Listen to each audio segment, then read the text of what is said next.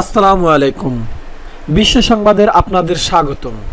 জানিয়ে দেব আন্তর্জাতিক গণমাধ্যমের সর্বশেষ প্রকাশিত আপডেট সংবাদগুলো। সংবাদ শুরুতেই শিরোনাম। জনসভায় হামলার ঘটনায় ট্রাম্পের সঙ্গে কথা বলবেন এফবিআই। জানিয়ে দেব যুক্তরাজ্যের নাচের ওয়ার্কশপে ছুরিঘাতে 2 শিশুর মৃত্যু, আহত 9। সর্বশেষ জানিয়ে দেব আসামের পিরামিড মৈদাম সমাধিক্ষেত্রে ঠাঁই পেল ইউনেস্কো বিশ্ব ঐতিহ্য তালিকায়। গণসভায় হামলার ঘটনা ট্রাম্পের সঙ্গে কথা বলবেন এফবিআই। এবার শুন বিস্তারিত।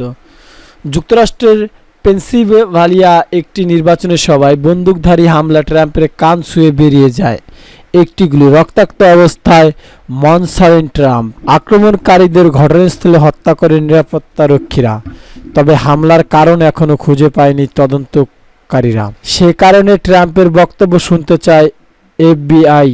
ট্রাম্প কি দেখছেন শুনবেন তারা।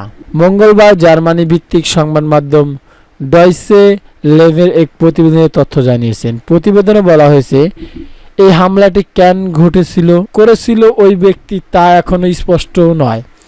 বস্তুত ঘটনার পর আঙ্গুল উঠেছে সিক্রেট সার্ভিসের কর্মীদের দিকে। কেন তারা আগে থেকে পরিস্থিতি বুঝতে পারেনি, এই প্রশ্ন উঠেছে। কিন্তু সিক্রেট সার্ভিসের প্রধান স্বয়ং জানিয়েছেন যে ব্যক্তি গুলি চালিয়েছিল তিনি যে গুলি চালাতে পারেন এমনটি তারা ভাবেননি। এই পরিস্থিতিতে গোটা ঘটনার তদন্তে নেমেছে এফবিআই। আগে তারা ট্রাম্পের সঙ্গে কথা বলতে চেয়েছেন, এতদিন পর ট্রাম্প কথা বলতে রাজি হয়েছেন। সাবেক প্রেসিডেন্ট গোটা ঘটনা নিয়ে কি মনে করেছে, তিনি সেদিন ঠিক কি দেখেছেন, এসব তথ্য জানতে চাইবে এফবিআই। এফবিআই এজেন্ট কেভিন রোজেক জানিয়েছেন, যে কোনো ঘটনা ঘটলে আক্রান্তের সঙ্গে কথা বলা হয়, এক্ষেত্রেও সে কাজ করা হবে। অন্যদিকে একটি টেলিচ্যানেল ট্রাম্প জানিয়েছেন আগামী বৃহস্পতিবার এফবিআই তার সঙ্গে কথা হবে। এফবিআই জানিয়েছে আক্রমণকারী অত্যন্ত বুদ্ধিমান বলে তারা জেনেছেন। কলেজের পর সে চাকরি করতে শুরু করেছিল। খুব বেশি বন্ধু ছিল না তার, মূলত পরিবারের সদস্যদের সঙ্গে ছিল তার উঠবস। ঠিক এ ঘটনা সে কেন ঘটালো তা এখন স্পষ্ট নয়। কারোর সঙ্গে পরামর্শ করে সে এ কাজ করছে না বলে মনে করা হচ্ছে। যুক্তরাষ্ট্রের নাচের ওয়ার্কশপে ছুরিঘাতে 2 শিশুর মৃত্যু এবং আহত 9। এবার শুন বিস্তারিত। উত্তর পশ্চিমাঞ্চলের সাউথপোর্ট এলাকায় একটি নাচের ওয়ার্কশপে ভয়াবহ হামলা ঘটনা ঘটে। এ সময় হামলাকারীদের ছুরিঘাতে প্রাণ হারিয়েছে 2 শিশু। এছাড়াও এই হামলায় 7 শিশু সহ আরও 9 জন আহত হয়েছে। মঙ্গলবার ব্রিটিশ সংবাদ মাধ্যম বিবিসি এক প্রতিবেদনে তথ্য জানানো হয়েছে। মার্সিসাইড পুলিশের বরাত দিয়ে সংবাদ মাধ্যম জানিয়েছেন, শহরটি হার্ট টেইলর সুইফট ইয়োগা ও ডান্স ওয়ার্কশপে এ হামলা ঘটনা ঘটে। এ সময় শিশু রক্ষা করার চেষ্টার সময় ছুরিঘাতে 2 জন প্রাপ্তবয়স্ক ব্যক্তি আহত হয়। তাদের অবস্থা আশঙ্কাজনক। এছাড়াও 4 শিশু অবস্থান গুরুতর। হামলার পর হত্যা ও হত্যাচেষ্টার সন্দেহে ল্যাঙ্কাশায়ারের ব্যাংকস থেকে 17 বছর বয়সী এক তরুণকে গ্রেপ্তার করা হয়েছে। পুলিশ বলেছে, কেন এই হামলা চালানো হয়েছে তা অস্পষ্ট। একজন প্রত্যক্ষদর্শী ঘটনাটিকে ভয়ঙ্কর বলে অভিহিত করেছেন। তিনি বলেছেন, এমন ঘটনা তারা আগে কখনো দেখেনি। ঘটনা বর্ণনা মার্সিসাইড পুলিশের চিফ কনস্টেবল সেরেনা কেনেডি সংবাদ সম্মেলনে বলেন, একটি বিদ্যালয়ের শিশুরা টেইলর সুইফট থিম নাচের ওয়ার্কশপে অংশ নেয়। এই সময় হামলাকারী তরুণ ছুরি হাতে বিদ্যালয়ের চত্বরে প্রবেশ করে এবং শিশুদের আঘাত করতে শুরু করে। হামলার শিকার শিশুদের বয়স 6 থেকে 10 বছর। তিনি আরও বলেন, জরুরি কল পাওয়ার পর 13টি অ্যাম্বুলেন্স, সশস্ত্র যানবাহন ও ফায়ার সার্ভিস ঘটনাস্থলে ছুটে যায়। শিশুদের উপর এমন হিংসাত্মক আক্রমণ যুক্তরাজ্যে বিরল। জরুরি কলগুলোতে সাড়া দেওয়া কর্মকর্তা তাই বিষয়টি জানতে পেরে অবাক হয়েছিল বলে জানিয়েছেন সেরেনা কেনেডি।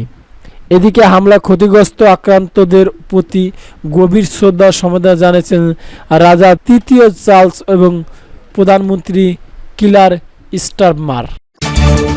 কেরালায় ভয়াবহ ভূমিধসে নিহত 43, আটকা পড়েছে কয়েকশো। এবার শুন বিস্তারিত।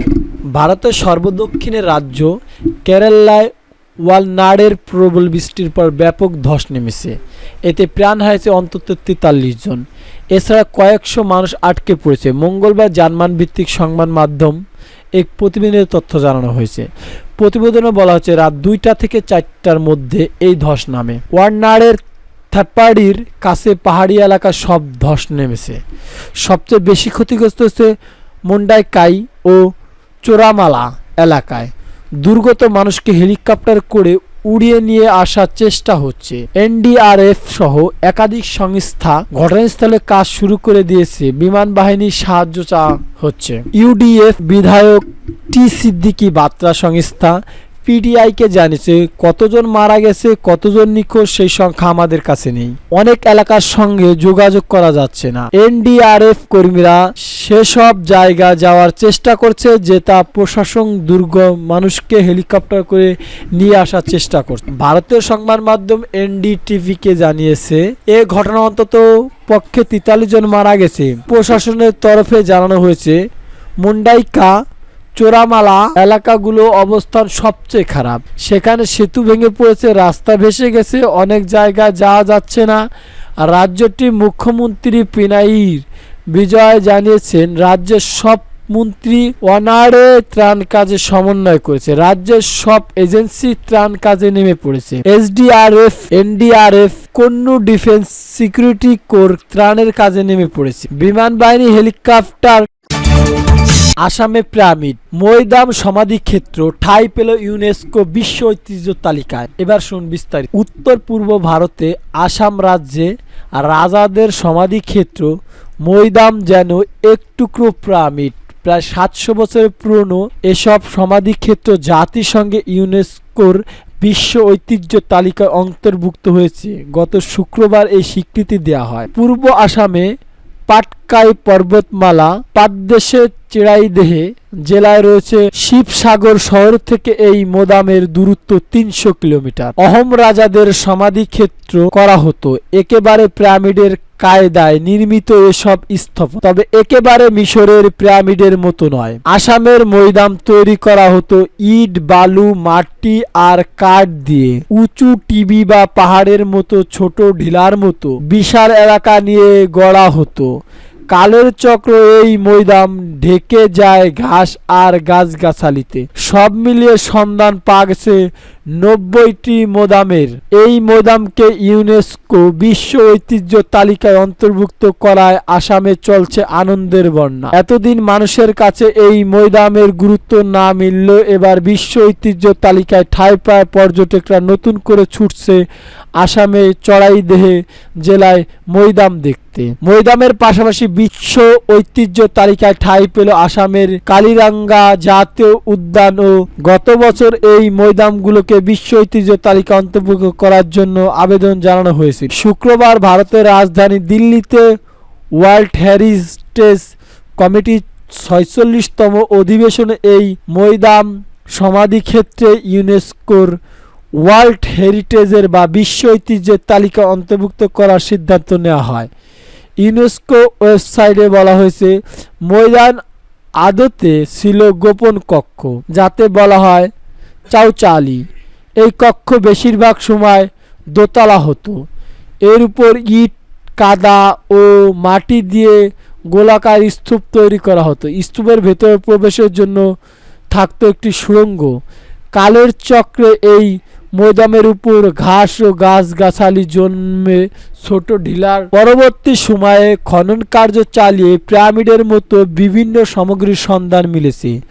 সে সময় রাজাদের মৃতদেহের সঙ্গে সমাধি, তাদের ব্যবহৃত প্রিয় সামগ্রী রাখা হতো। তাই খনন করে পাওয়া যায় রাজকীয় প্রতীক, কাঠ, লোহা ও হাতিয়ার, দাঁতের সামগ্রীও, লোহার গয়না, সিরামিকের সামরিক, রাজাদের অস্ত্র বস্ত্র।